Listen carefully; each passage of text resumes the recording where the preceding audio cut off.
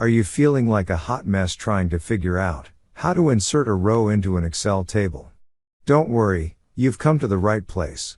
After watching this tutorial, it'll be as easy as taking candy from a baby.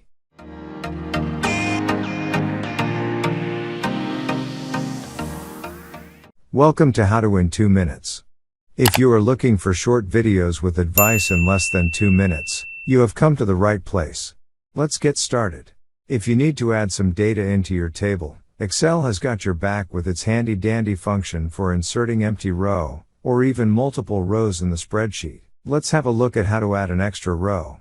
Our table is missing right below row 6, the date January 6th, which we want to add. It's simple as pie, just click on the row below number 6, row 7, right-click and select Insert. And just like that, Excel adds an empty row 7 right where we wanted it.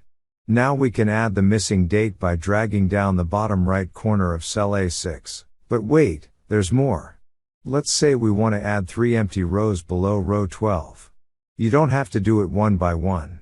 Excel adds rows above the selected part, so we'll click one row down from where we want to add the rows, in this case, row 13. Then, click and hold the left button on your mouse and drag it down. You'll see the number of selected rows, so you don't have to waste time counting rows. Let's select as planned 3 rows, right-click on the selected rows and choose Insert. And that's it. You have just inserted 3 rows at a time.